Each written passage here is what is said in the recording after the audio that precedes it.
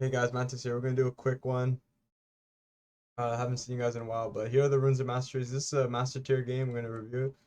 And lethal tempo, presence of mind, bloodline, cut down, taking the magical footwear, physical delivery with attack speed, offense, scaling, like tenacity and slow resist. Looking at this game, I think we die early, but we'll see what happens.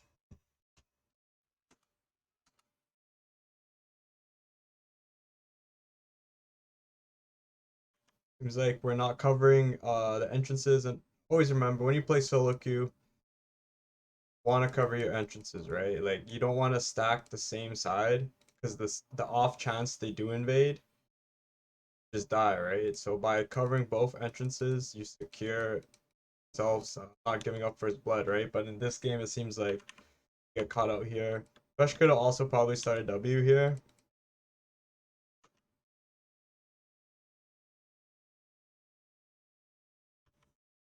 It came out, yeah. Fresh could have just easily started W here, tossed the W, and then got out. So if you're playing support, just take in mind that there's avenues to escape here. The big mistake by Thresh. Big mistake by not covering as well. So we die early, minions spawn. We might be missing EXP, we might not be. We also have a jungle Teemo here. So when you play solo queue and you see picks like this, I suggest dodging, but they do have a Yasuo, and Yasuo tends to throw games. So that's also good. But yeah, usually off meta picks, just try to get out of it. We do miss some EXP, so we're gonna be on the back end the entire game. Right from the beginning, these two players should be able to take advantage of the EXP missing from the Jinx.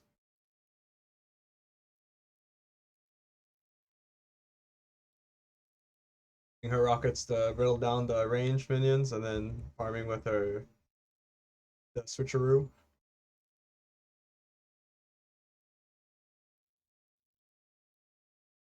Fish bones and pow pow the minigun. Alright. Yeah, nothing as you can see is like nothing too crazy, even though we started out behind. We're not like shoving or trading incorrectly. Just kind of farming, right? And that's kind of what you want to do. That hook is good. We should be seeing a couple autos, but not too much.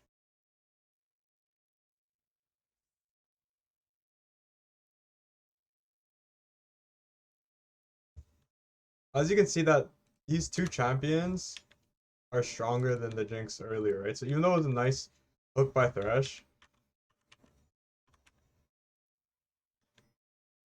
we just get out traded, right? And like when you play League, really supposed to know like how strong a champion is or what they can and cannot do. And the more you know these things, the easier you can make decisions in lane. When you see spots like this and just get out traded, just try to remind yourself next time you see two champions and you're playing Jinx, hey, I can't actually trade here, right? So maybe throw one auto and back up, right? But as you can see, it's just a bad trade, right?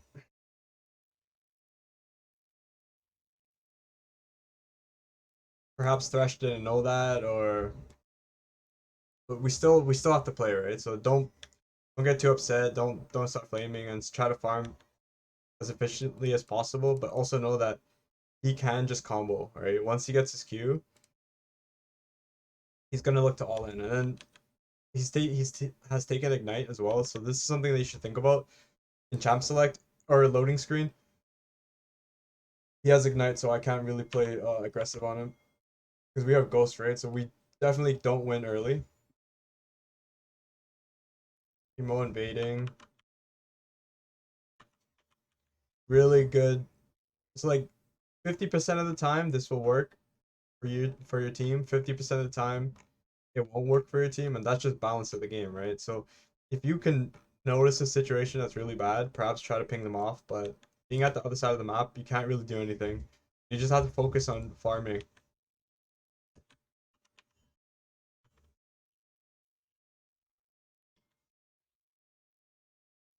Yeah, don't even worry about what's going up here. Just put all your efforts into how we can farm under turret, right?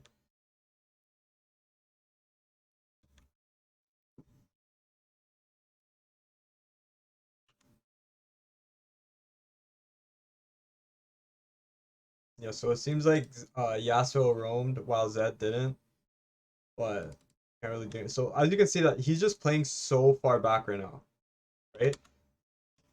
He knows that at level 3, this guy can just EQ combo down, right? And then especially with the warm hugs from Milio, his his shield. Like, this guy literally can't walk up, and you have to understand these spots, right? If you want to climb to the next level, you can't just drone up and walk up and then die here, right? Because these players will punish you, right? They will punish you if you walk up here, right? And just keep an eye on how this guy plays lane, right? And these are the things that help you get better.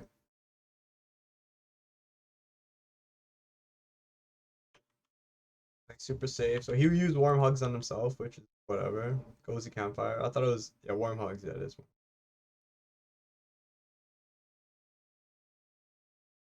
As you can see, he just does not want to walk up. He knows that if he does walk up, he's doomed, right? I want to speed up a little bit here. As a support, or you can even ward here, ward this bush, just to feel a little bit more comfortable. Because right now, Melio, no matter where he's standing, his range is like this, right? So like if he's standing here, even though his true range is like this, you have to assume that his range. I mean, you have to assume that he's probably standing here, right? So his range gets increased, right? But by having the ward in there, you know exactly how much space you have, and there's the ward, right?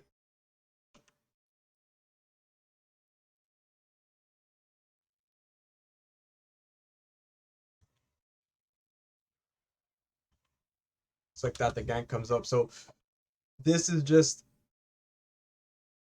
he didn't know that Ivern was in this bush, but what he did know is that I need to play safe or I will die. And you can tell by his movements that he's playing in that exact manner, playing in a way that well, as soon as he gets into trouble, he has to just dip out, right? And he does flash it, which is just finesse. Really nice, man. Lantern comes out. I'm not sure what this Thresh is doing, to be honest.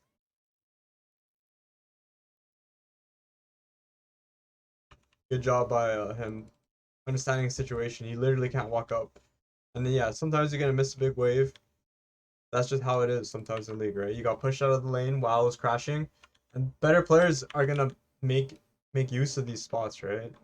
In your ELO, they're not probably not gonna crash the wave and gank at the same time, but if they are, just understand this is how you play these situations. Just don't die. Easier said than done. So now the wave is kind of stacking up and crashing in. So there's like a couple things that can happen. The enemy jungler can come down and gank, but we see him. Or another thing that can happen is that Melio and Lucian can freeze the lane here, and then the enemy mid laner can roam down. So based on how good the enemy mid laner is, this is type of stuff that can happen. So when you see the wave start stacking up, you're gonna want to push it in as hard as you can. Probably even ping your Thresh to push it in as well. This is probably what I would be doing right now, and trying my best to crash the wave before the enemies understand the situation, right? So Yasuo just showed top side. We know Iron is top side, so we can safely play up here. We don't actually need any wards because we know where they are for the next like 30 seconds or 15 seconds. But still, it's kind of not safe to play up, especially if your Thresh is kind of missing it every single play or opportunity to make a play happen.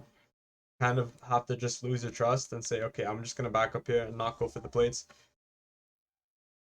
You see, Thresh is probably gonna be a non-factor here, right? Lucian's gonna dash on Jinx, and then she'll just lose all her HP while Thresh does nothing.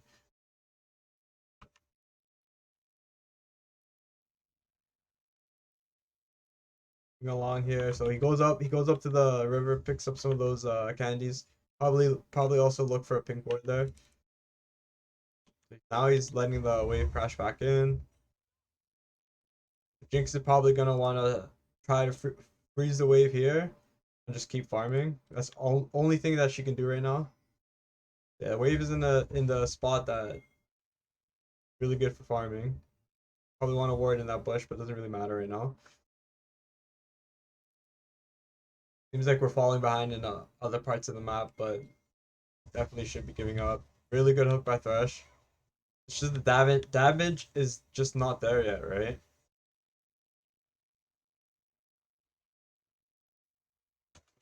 Overlooked the trade again here. Look how Jinx plays it out and how she deals her damage.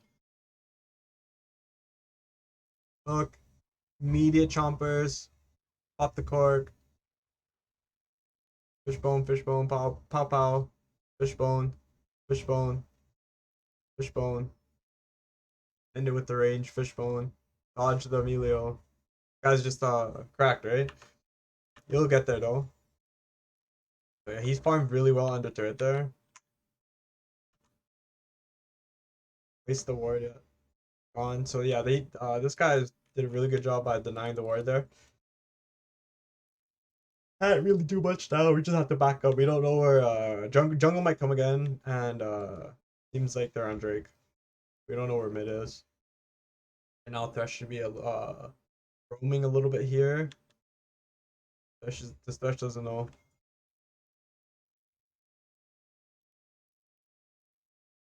Yeah, if Thresh went this way, he probably would have seen Iron there and would have been able to play this a little bit better. Managed to drop the lantern and get him out.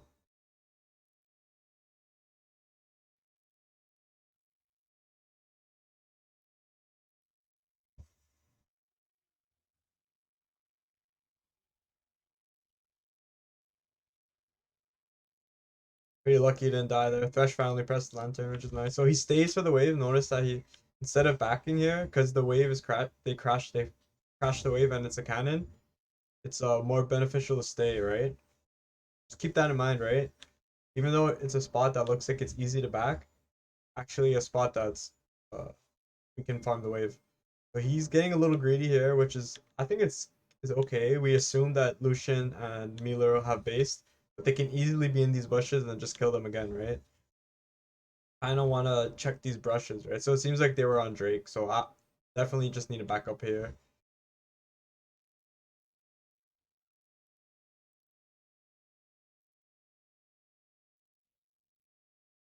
For the Hail Mary on the alt, I don't think that's a bad idea.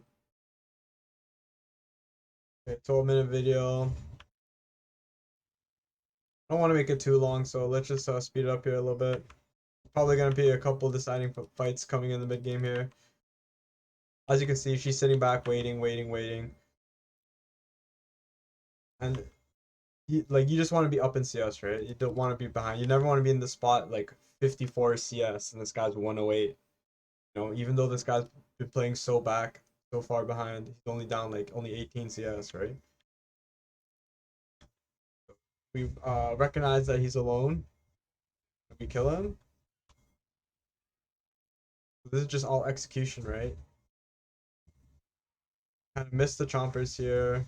Hit the cork, the W.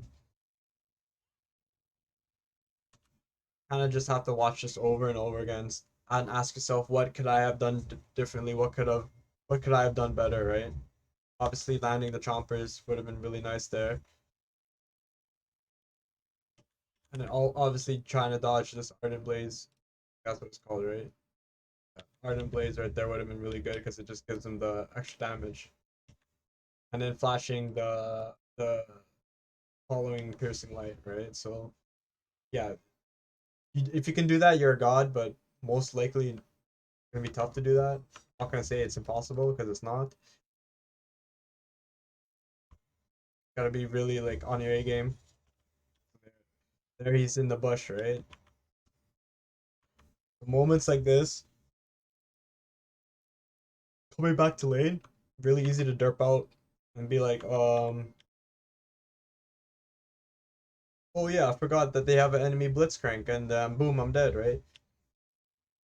So be aware of where your support is, run towards your support, and try to take advantage of the entire situation. Amazing hook by Thresh. I'm not sure what Melio is doing. He probably showed at the other side of the map, but regardless of the situation, we took advantage of killing Lucian here. So this is where we're starting to get ahead now, right? Now we play for the plate. So from the previous 13 minutes, we've been playing behind in lane, and now I can almost proudly say that we're probably ahead now.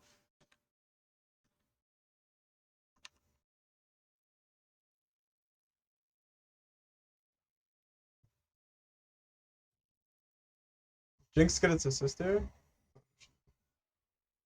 Thresh is waking up, woken up as well.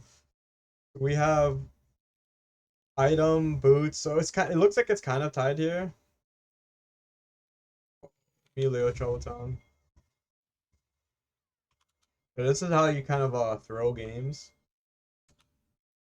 Let's see how she decided to move this. Because on my initial thought, it's we should go straight to lane, right? But we see Emilio and Iron here, so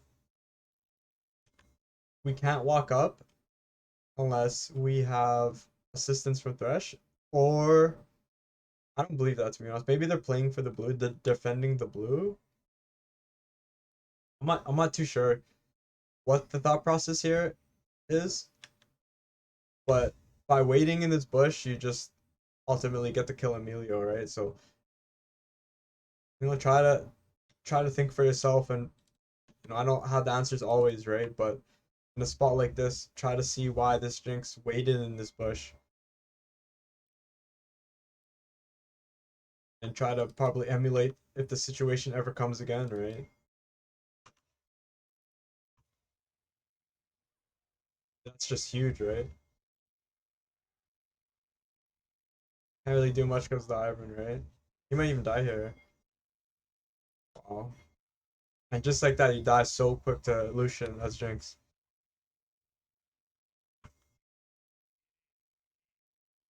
Actually looked like he was good here, right? But it's the Ivan, right? So maybe don't even wait for don't even sit that last auto, right? Waited an extra auto there. Maybe he was baiting. I think he was baiting. Yeah, he definitely was baiting. So yeah, they're trying to buy as much time as possible to let their teammates follow up. So that's what the play I missed there. On spawn, she realizes that Zed is bot lane, so we gotta cover mid. Just the fight here. Yasuo goes into 5 or 4, and he throws under turret. So as I said, like Yasuo players tend to throw, and no matter what ELO, you're gonna see the throws, right? From the Yasuo. It's just like part of the game. Yasuo can't help it but to throw. He flash he he flash queued and he fucking missed the thresh. Like you gotta be fucking kidding. This is Masters, right? Anyways, plays like that are the reason why I hate playing with Yasuo on my team. I'm gonna be honest with you. It's just so frustrating. You play 15 minutes and then he just flashes forward into underneath the turret and then we just lose. Like what the fuck? Really? This is how we just lose the game? Sometimes yeah, it's just like that, right? Because people start flaming too.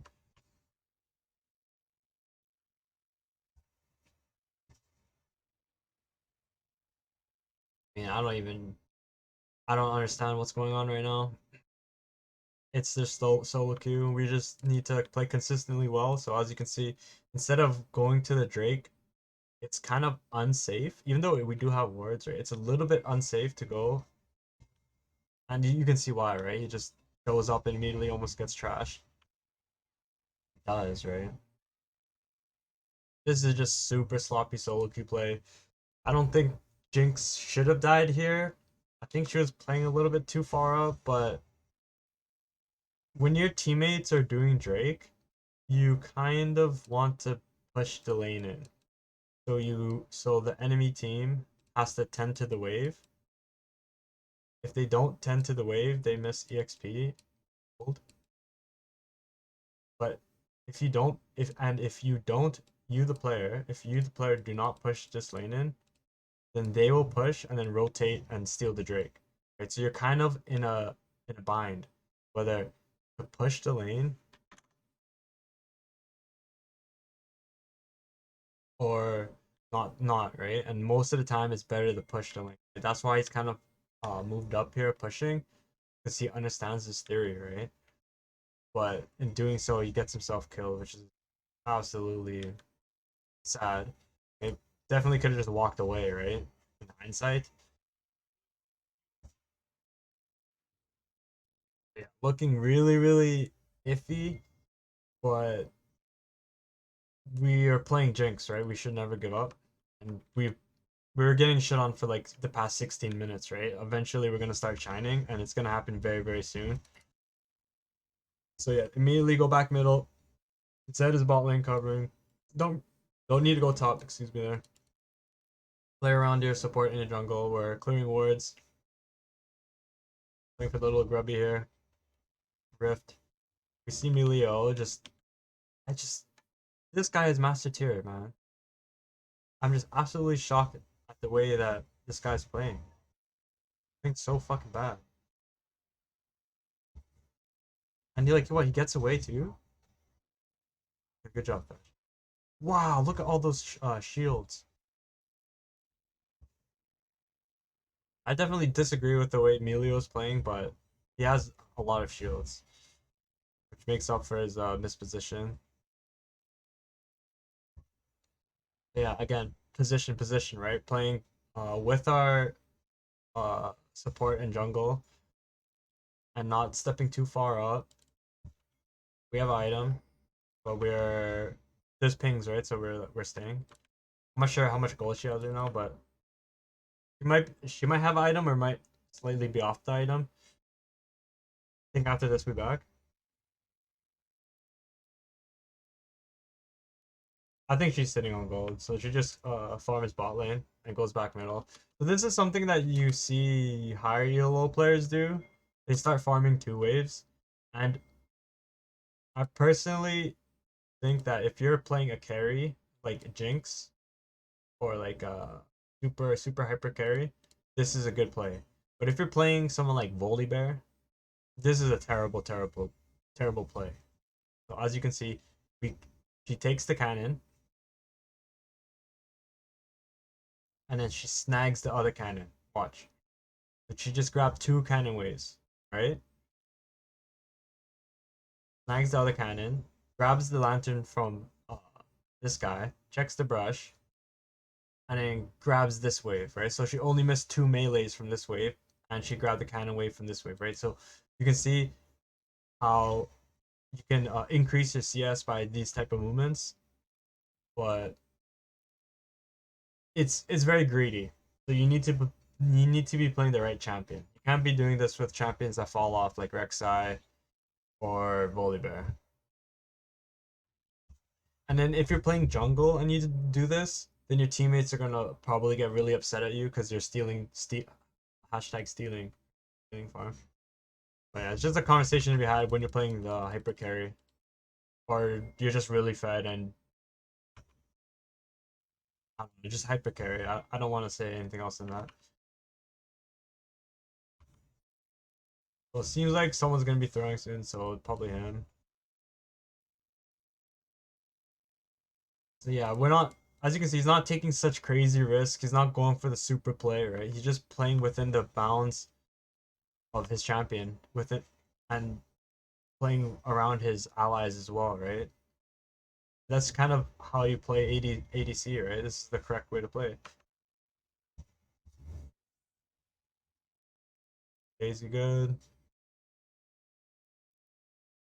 Dragons up. They're not contesting because yes, I believe Odir is dead too. He died top, so seems like the enemy team is kind of throwing, but we can throw too, right? Gotta continually play good.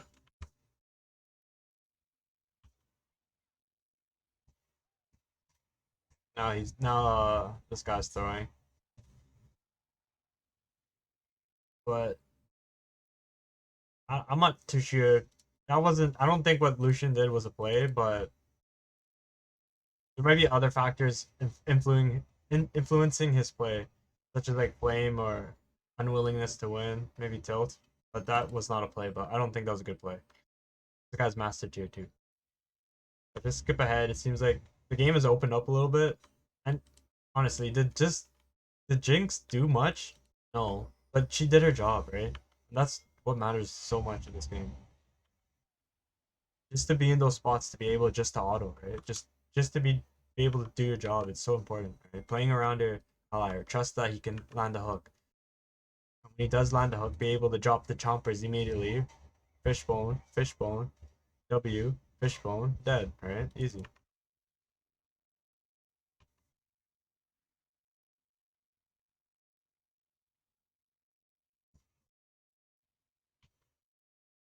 Still, yeah, still playing a little bit back, playing safe, waiting for your allies, letting Zed split.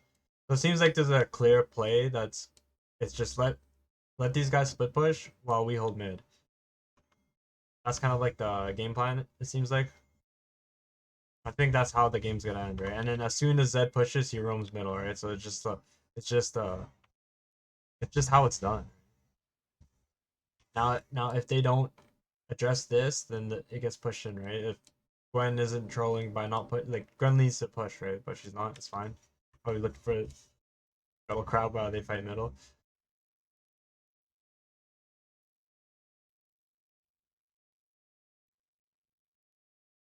Okay, Zed is in base. We need to chill out a bit. This is spot. This is where we throw. This is where we throw.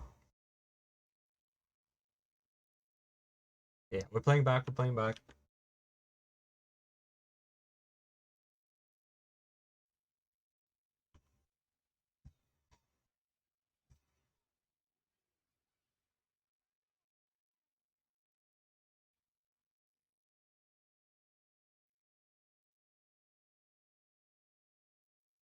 For some reason, Melio is just 1 HP.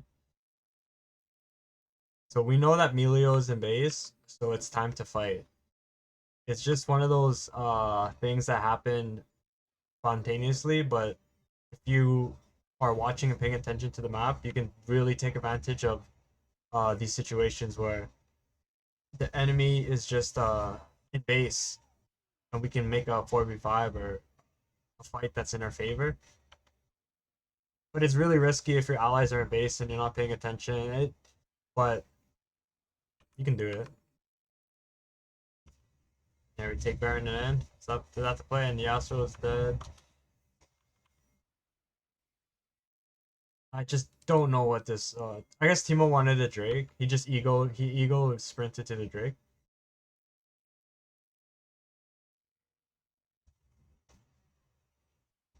Good zoning by Thresh. Secure the Baron. This should be an easy cleanup for Jinx. You shouldn't have to do much here to win. It's auto, to be honest. Auto, sprint, auto, W, auto, sprint. And that's how the game ends, right? So hopefully any of this advice helped. It was a good VOD review. Good job, Booster. Rooting for you to get to the Grandmaster, man. Thanks for watching the video and have a good night.